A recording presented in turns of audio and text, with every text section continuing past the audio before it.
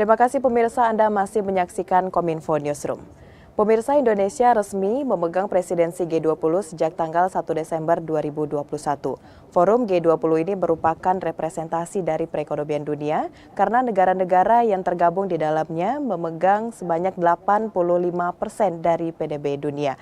Dan tentunya sebagai bentuk bagian untuk menyukseskan kepemimpinan Indonesia di ajang tersebut, Indonesian Youth Diplomacy, wadah bagi pemimpin muda yang berasal dari seluruh anggota G20 mendorong agenda masa depan pemuda tersebut.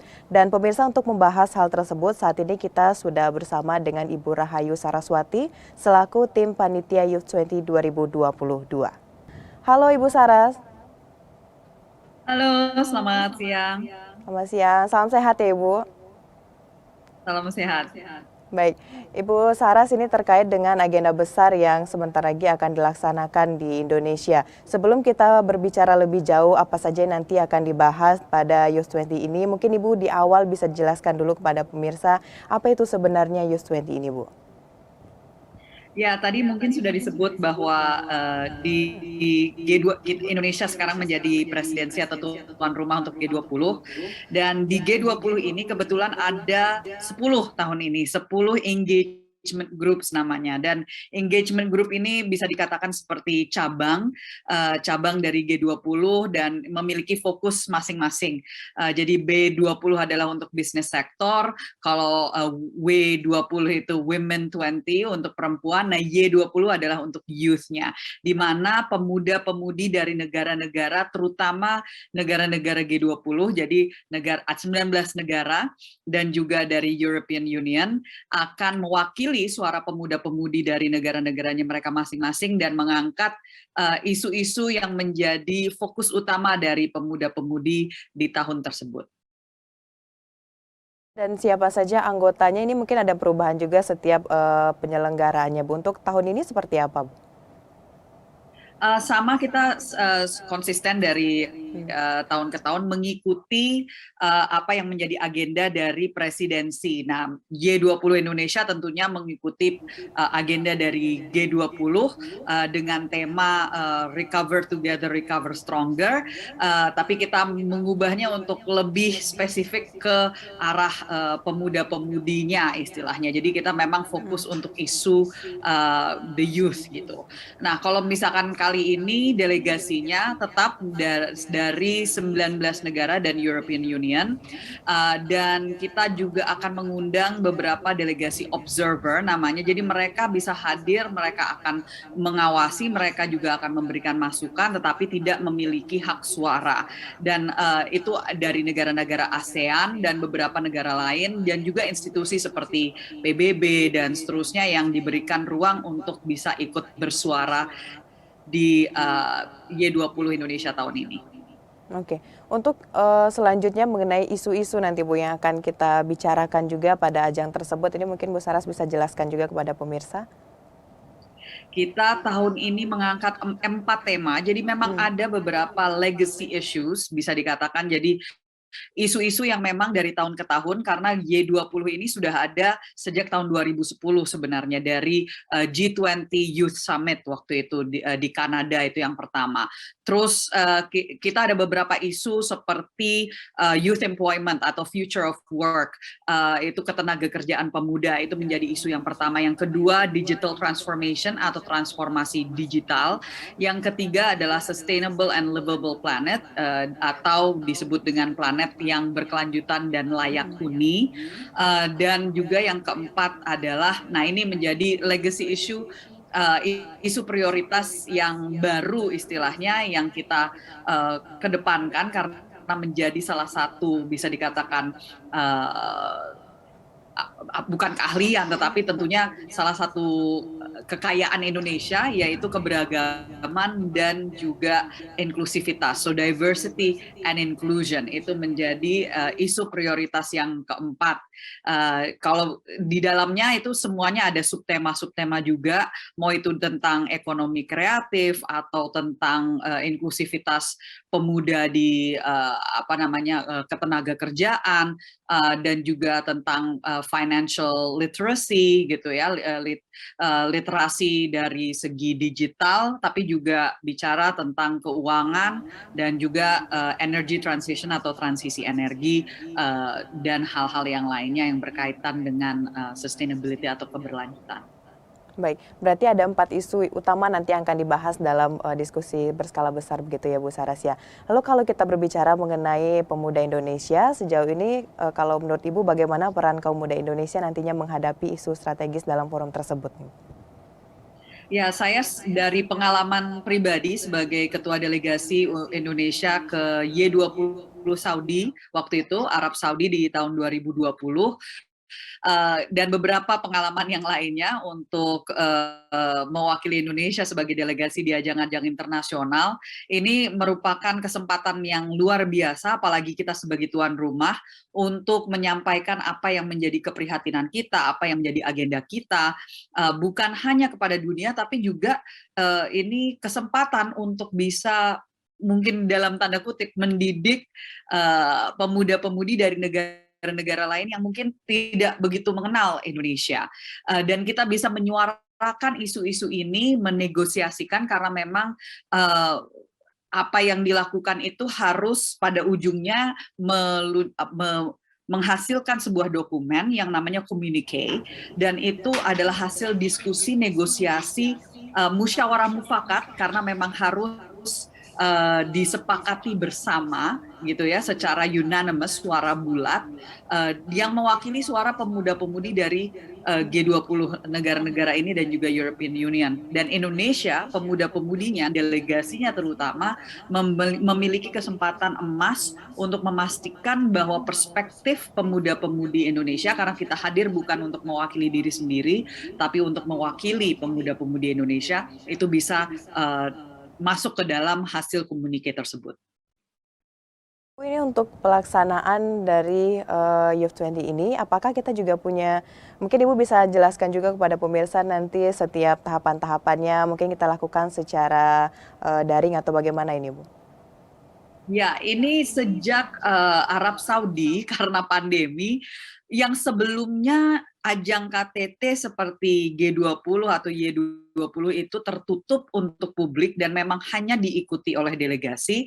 Sejak pandemi dan Arab Saudi itu akhirnya terbuka secara daring untuk publik, dan ini yang luar biasa, dan tidak jangan sampai disia-siakan, jangan sampai kita kelewatan gitu ya kesempatan ini. Dan kali ini kita melakukan hybrid, jadi kita gabungkan, ya mudah-mudahan ini semua delegasi bisa hadir di Indonesia secara fisik. Kita per isu prioritas itu ada pre-summit atau pra-KTT, jadi kita akan keliling Indonesia untuk show of force, untuk menunjukkan keindahan alam Indonesia.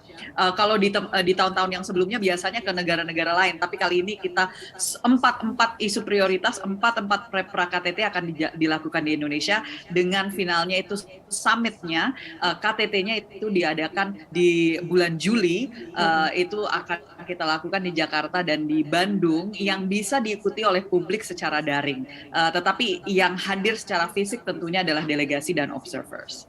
Baik, kita harapkan memang secara fisik bisa langsung hadir semuanya di Indonesia begitu ya Bu ya. Baik, Bu Saras, mengenai manfaat ini Bu. Lalu apa saja sih manfaat dan juga dampak dari pertemuan kick-off meeting Youth 20 ini bagi kaum muda nih Bu? Ya, banyak yang mungkin masih mengira bahwa ini mirip seperti MUN, Model United Nations. Kalau untuk mereka yang belajar tentang hubungan internasional dari SMA maupun juga kuliah, berpikir itu seperti itu, jadi simulasi. Ini bukan simulasi, betul-betul setiap pemuda-pemudi yang terpilih dari daerahnya masing-masing, dari negaranya masing-masing itu hadir sebagai delegasi. Dan delegasi itu kita menyuarakan, kembali lagi, menyuarakan suara pemuda-pemudi untuk bisa didengar. Karena hasil komunikasinya itu nanti akan diserahkan kepada pimpinan dari presidensi atau tuan rumah. Dan misalnya di tahun 2020 itu diserahkan, 2019 diserahkan kepada Perdana Menteri Shinzo Abe karena waktu itu diadakan di Jepang. Kita juga mengharapkan apa yang kita perjuangkan di dalam hasil dokumen akhir itu bisa diserahkan kepada Presiden Joko Widodo sebagai presidensi G20 tahun ini. Baik, Bu Saras, kalau kita melihat ini kan sudah di tahun pandemi begitu ya Bu ya, banyak sekali masalah-masalah atau tantangan yang dihadapi oleh bangsa Indonesia terutama pemuda. Kalau dilihat minat dan juga antusias dari pemuda Indonesia ini Bu dalam mengikuti forum ini gimana Bu?